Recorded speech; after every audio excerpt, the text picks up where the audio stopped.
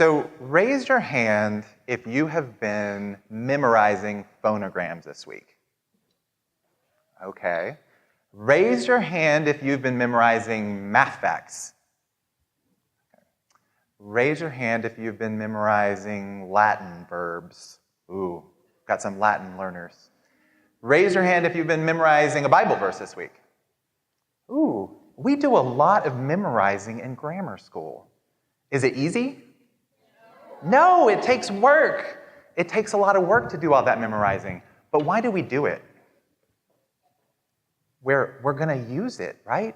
It's like you have an invisible backpack, and we're filling it with facts and knowledge. And as you get older, when you need those facts, you can pull them out and use them. Well, in the Bible, God tells his people over and over again to remember what he's done. He says, celebrate this holiday so you'll remember me. Build this pile of stones so when you see the pile, you can tell your kids what I did for you. Tell your kids so they'll remember, I brought you out of Egypt. Over and over again, he tells us to remember. And it's for a similar reason. He wants us to use those memories and that knowledge so that it makes it easier for us to trust him. Now, our passage today is from the book of Deuteronomy. But before I read it, let's remember together what's happened up until that point. So here, say the first 5 books of the Bible with me. Genesis, Exodus, Leviticus, Numbers, and Deuteronomy. Now in Genesis, God makes a special promise to Abraham. And he promises that he's going to give him a special land, and he's going to give him a huge family, and he promises that through Abraham and his family, all the peoples of the earth are going to be blessed. And that promise gets passed down to Isaac, which gets passed down to Jacob, and Jacob gets a new name. He's renamed Israel, and he has 12 sons who become the 12 tribes of Israel, and one of those is Joseph. Do you remember what happens to Joseph? His brothers get jealous of him, and he gets sold as a slave into Egypt. And when he gets there, things get worse. He gets accused of something he didn't do, and he gets thrown in a dungeon. But is God still at work even when Joseph's in the dungeon in Egypt? This was part of his plan to save Israel and Egypt and all the nations around there from a drought that was going to last for 7 years. So at the end of Genesis, Joseph has Israel and all his family moved to Egypt. And then when Exodus starts, 400 years has gone by. Does anybody remember Joseph? The new Pharaoh doesn't. And the Israelites have become slaves in Egypt. And they cry out to God for help, and he sends Moses. And Moses goes to Pharaoh and says, Pharaoh, God said, let my people go. And does Pharaoh let the people go? Nope. And so God turns creation upside down, and he sends these 10 plagues, and things are going crazy. And finally, Pharaoh lets God's people go, and they walk through the Red Sea on dry land, and they go to Mount Sinai, and they get the 10 commandments. And then in Leviticus, God gives Moses more of the law, and then in Numbers, they're getting ready to go into this promised land that God has promised his people, and they send 12 spies into the land. And what happens? 10 of them come back and say, this land is really good, but there are giants there. There's no way we can go into this land. We look like grasshoppers. We don't want to go.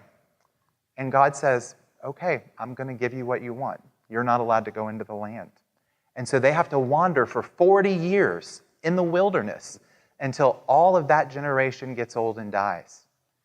And that brings us to Deuteronomy. So when we get to Deuteronomy, that generation has died. It's been 40 years of wandering in the wilderness, and their kids have grown up, and they're the mommies and daddies now. And Moses is telling them the law again because it's been so long since he told it to their mommies and daddies. So this is Deuteronomy 7:17 through 22. I hear Bibles rustling. I'll give you a minute to get there.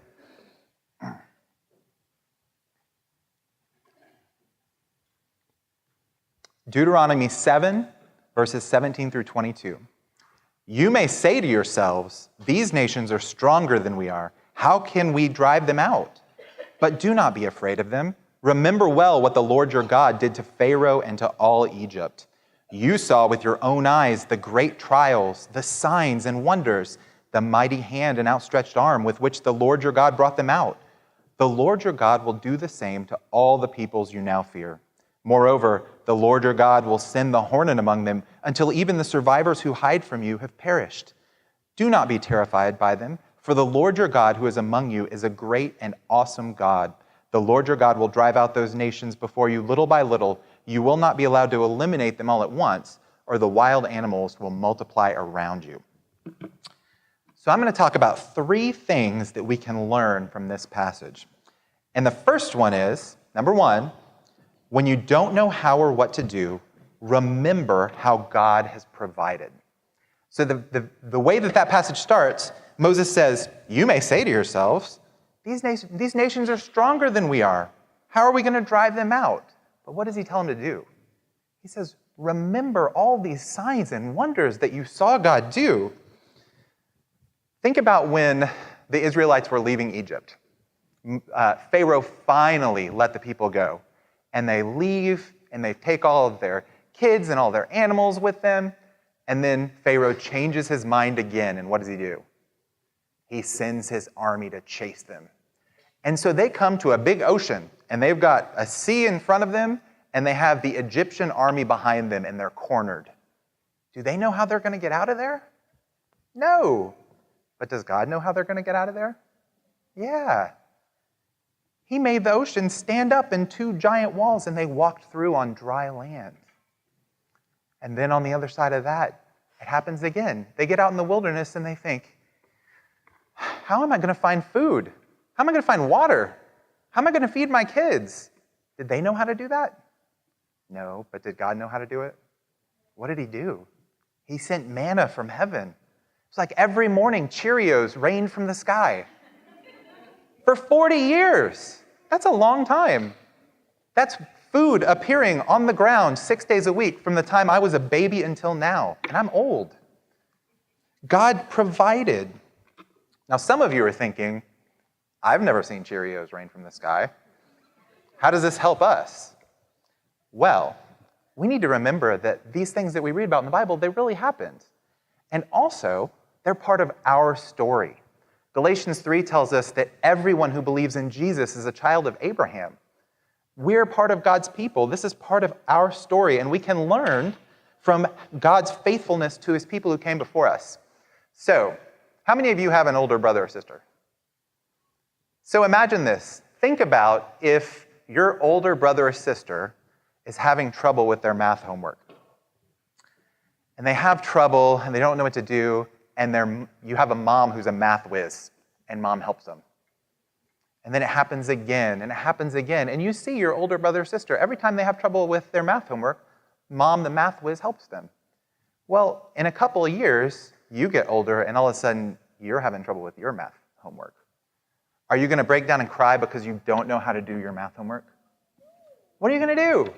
You're going to learn from your older brother and sister, and you're going to go ask mom, the math whiz, right? So we can learn from God's faithfulness to the people before us, but also as you get older, you're going to see God's faithfulness in your own life. And we need to remember that. We need to do things to remember how God provides for us. So, number 1, when you don't know how or what to do, remember how God has provided, both for his people in the Bible and in your own life. Say, number 2, when you're afraid, remember how God has shown his power. So Moses says twice in this passage, he says, don't be afraid, don't be terrified. Verse 21 says, do not be terrified by them, for the Lord your God, who is among you, is a great and awesome God. What were some great and awesome things that the Israelites saw God do? Invade people's houses with frogs. That was one of them. Turn the river to blood. Make ice fall from the sky. They saw all kinds of crazy things. He was going with them, leading the way as a pillar of fire and a pillar of cloud. How does remembering God's power help us when we're afraid? Well, if God is powerful enough to destroy a whole nation with a bunch of locusts, with tiny little bugs, well, surely he can take care of us, right? And the same thing, as you get older, you're going to see God's power in your own life. So we need to remember, when we're scared, we can look at the Bible and see how God has worked powerfully in his people for centuries, for millennia. And then we can look at our own life and we can see how God's worked in our lives. And we can be brave because of God's power, because of the way he's powerfully worked. Number 3, when you don't understand why hard things are happening in your life, remember God is working for your good. Do you think the Israelites wondered when God promised them this land? They said, why is it so hard for us to take over this land? Like, you're God. Why don't you just make those people disappear so we can go take it? It's hard to go and fight a city at a time. Well, what do we learn at the end of this passage? It says, the Lord your God will drive out those nations before you little by little. You will not be allowed to eliminate them all at once, or the wild animals will multiply around you. God was making them go through something hard because he was saving them from something else. Who wants to walk into a land and get eaten by a lion? Not me. If he just made the people disappear, there'd be nobody to stop all the wild animals from multiplying.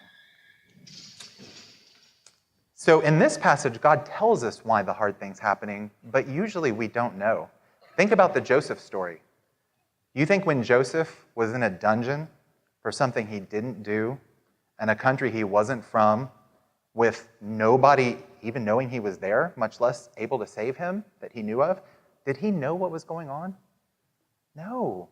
There was no way he could have known. But God was using that as part of his... Even then, God was fulfilling his promise to Abraham to use his family to bless the nations. And God never forgot Joseph. Pharaoh found Joseph in the dungeon and made him second in command of the whole country. And he saved all his family and all of Egypt and all the nations around there from a drought. We live in a broken world where terrible things happen. And God's fixing it. He's making things new. We have the promise of a new heavens and a new earth where we're going to get to enjoy God's creation apart from the effects of sin. But there's going to be struggles while we're here on this earth. And I know some people in this room are going through terribly difficult things right now, and we can't know why. But we can remember that even when we're dealing with these hard things, we can trust that God's in control and that God's working for our good. Paul reminds us of this in Romans 8:28. We know that in all things, God works for the good of those who love him, who have been called according to his purpose.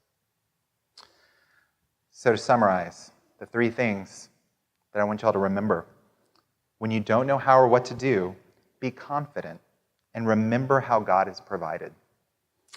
When you're afraid, be brave and remember how God has shown his power. And when you don't understand why hard things are happening in your life, be faithful and remember that God is working for our good. Let's pray.